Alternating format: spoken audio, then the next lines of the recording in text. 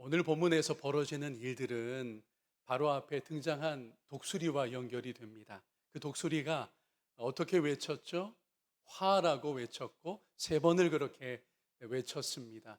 첫 번째 화에 상응하는 재앙이 오늘 본문에 기록되어 있습니다. 그리고 오늘 본문은 이제 본격적으로 거대한 스케일의 충격적인 환상으로 다가옵니다. 우리가 이렇게 생각하면 좋을 것 같아요. 이 모든 환상의 원작자가 계신데 바로 하나님과 그 어린 양 그리스도이십니다. 요한의 역할은 무엇이냐? 그 원작을 전달하는 역할인데요. 마치 탁월한 연출자처럼 효과를 극대화하여 잘 전달해내고 있다는 겁니다. 그래서 전달받는 우리가 이 계시록의 사건, 이 환상의 내용 앞에 눈을 떼지를 못합니다. 긴장하게 됩니다. 손에 막 땀을 쥐는 것 같아요. 진지하게 계시록의 말씀을 받아들이도록 되어 있다는 겁니다. 요한계시록이 한 편의 영화라면 저와 여러분은 아마도 이런 상태의 관객이 되어 있는 겁니다. 몰입하다 못해 심각합니다. 기도하는 손이 저절로 모아지는 것입니다. 자, 이런 효과를 요한이 의도한 거예요. 계시록 서두의 안내처럼 이 말씀을 읽고 듣고 지켜서 진지하게 우리가 복된 사람이 되기를 요한이 바라는 것입니다. 그래서 눈을 뗄 수 없는 영화처럼 그런 영화를 한 편 보듯이 이 계시록의 말씀을 우리로 주목하게 하는 것입니다. 이제 요한이 씌워주는 전용 안경을 쓰고 본문의 세계로 들어가 보겠습니다. 드디어 다섯째 천사가 나팔을 붑니다. 우리가 일곱 나팔 심판의 이제 후반부에 진입을 한 거죠. 자, 그러자 요한이 환상을 보는데 그의 눈앞에 나타난 건 하늘에서 땅으로 떨어진 별입니다. 자, 이 별이 뭐냐? 여기에 너무 꽂혀 있으면 안 돼요. 아, 타락한 천사다. 아니야, 다른 무엇이다.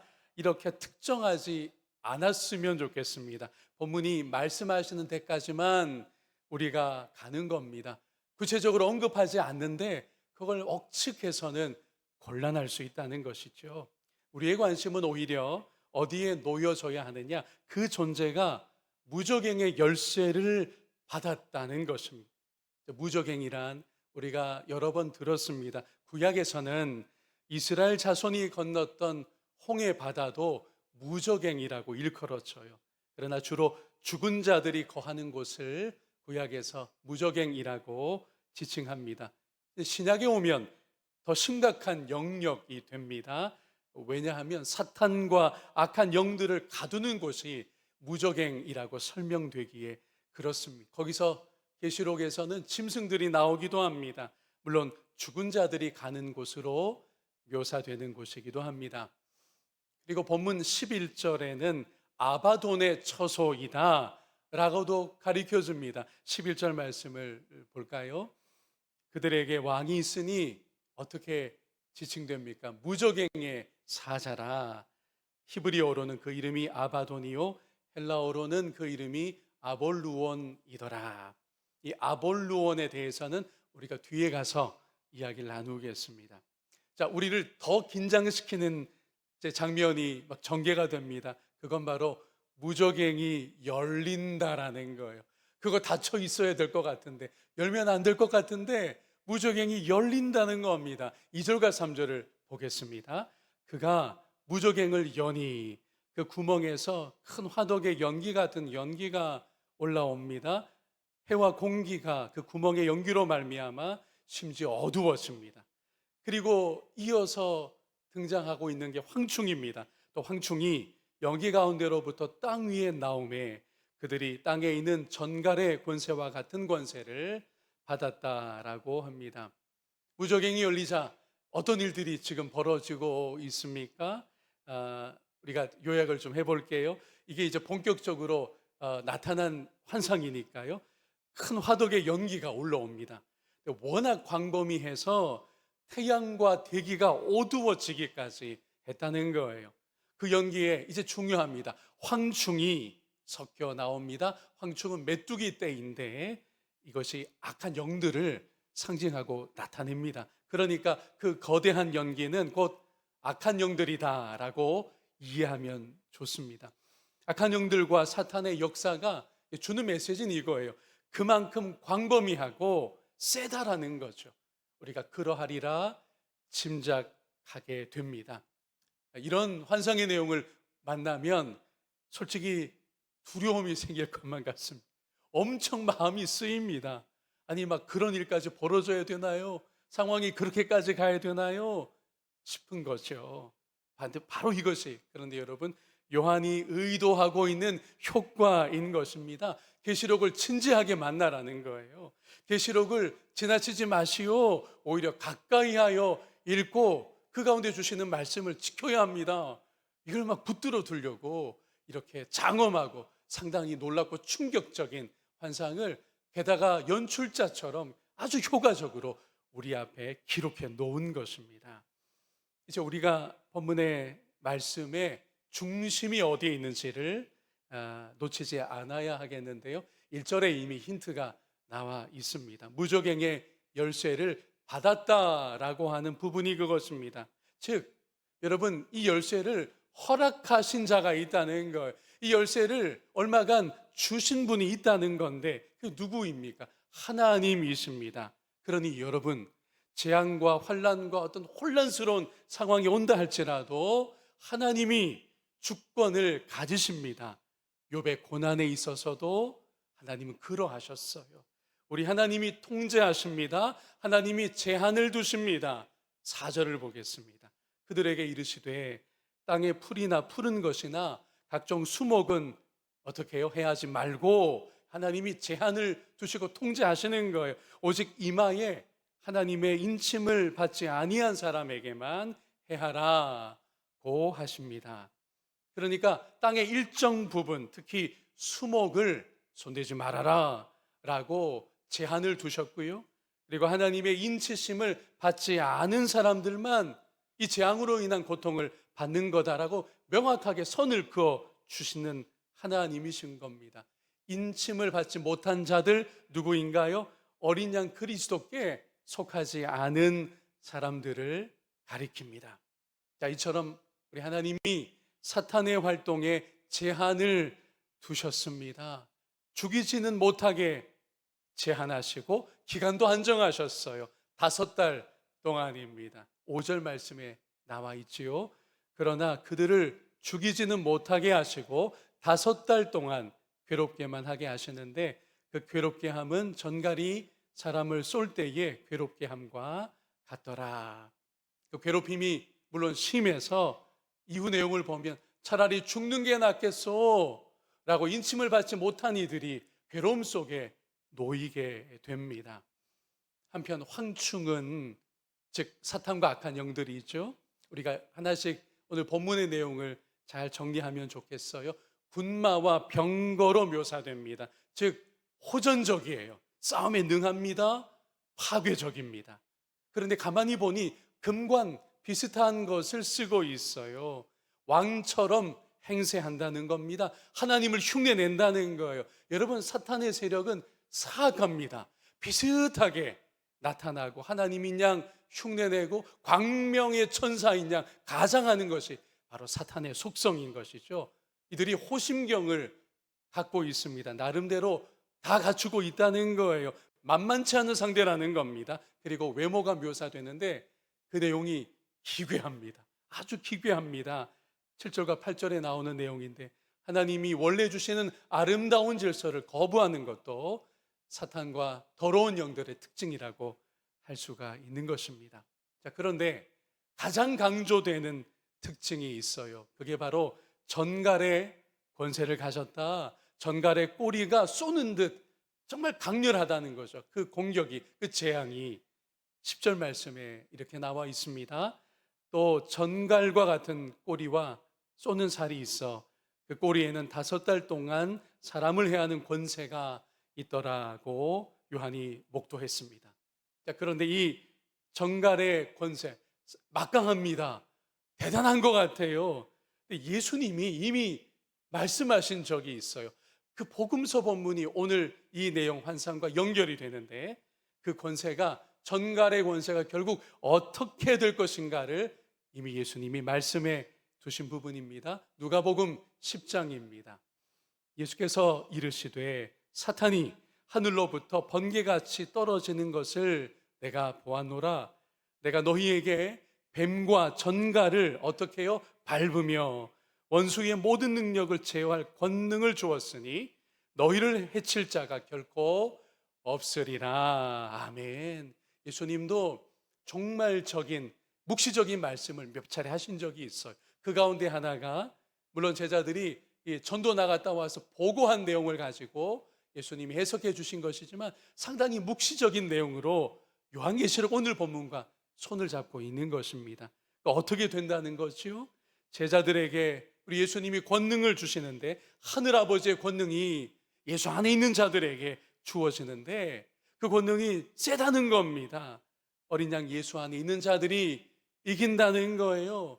여기 전갈로 묘사되는 원수 마귀를 짓밟을 수 있다라는 것입니다. 이것이 결국 계시록의 전체 결말에 포함이 되는 것이고요.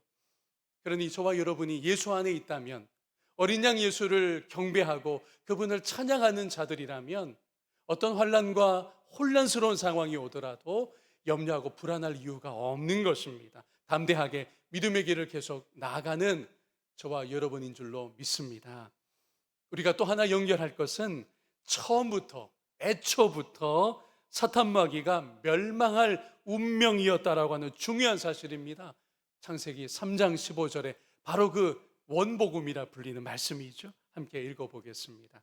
내가 너로 여자와 원수가 되게 하고 내 후손도 여자의 후손과 원수가 되게 하리니 여자의 후손은 내 머리를 상하게 할 것이요 너는 그의 발꿈치를 상하게 할 것이니라 하시고. 아멘.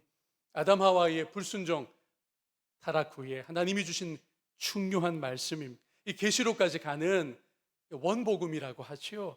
여기 여자의 후손이란 누구를 가리킵니까? 예수 그리스도, 오실 메시아를 이미 내다보고 있습니다.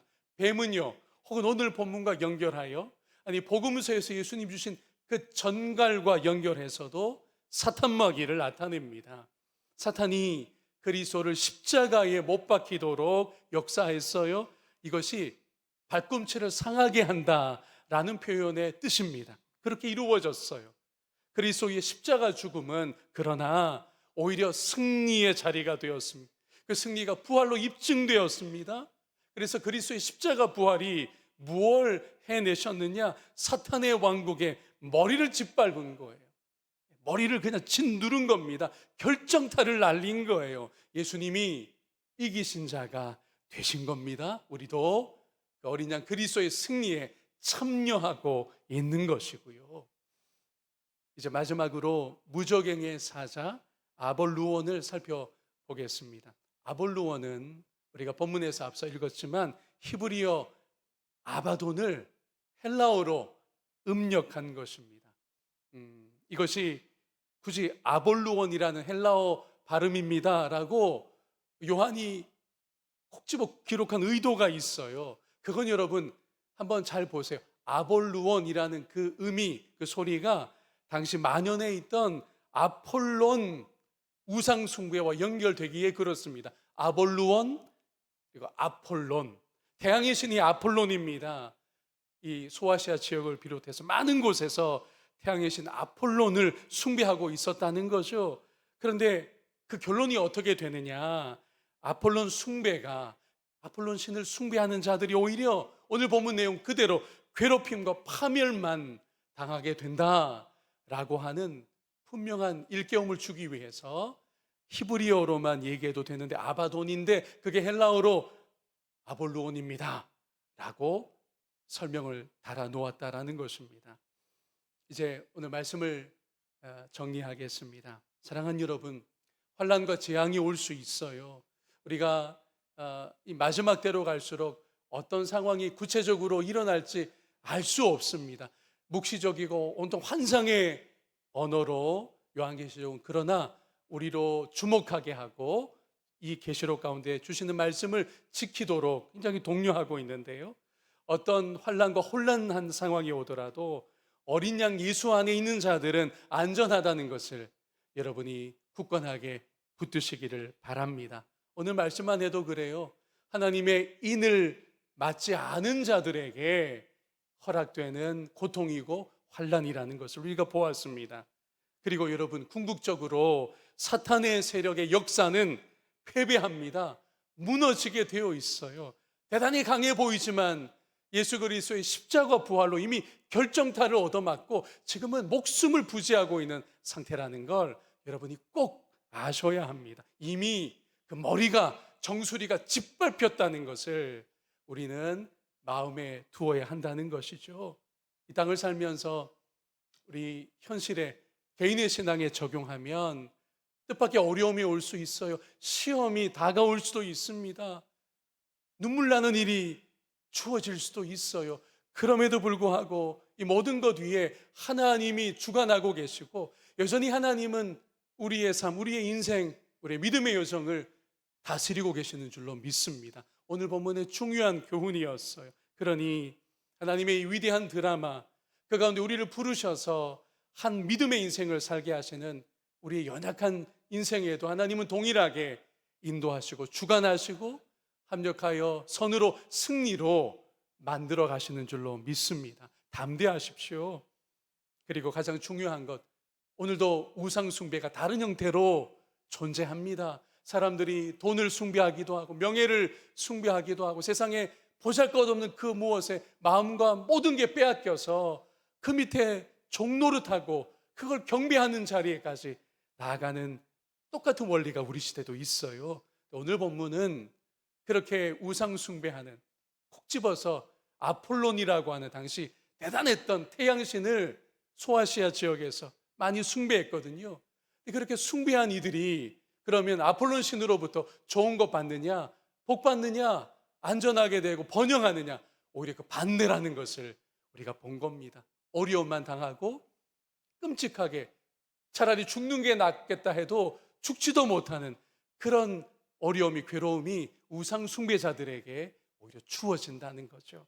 그러므로 저와 여러분이 오직 하나님과 그 어린 양 그리스도 예수를 찬양하고 경배하는 이 믿음의 자리를 굳건하게 지켜나갈 수 있기를 축원합니다. 최후 승리를 믿고 성결한 믿음, 담대한 믿음으로 나아가는 우리 모두이기를 주님의 이름으로 소망합니다.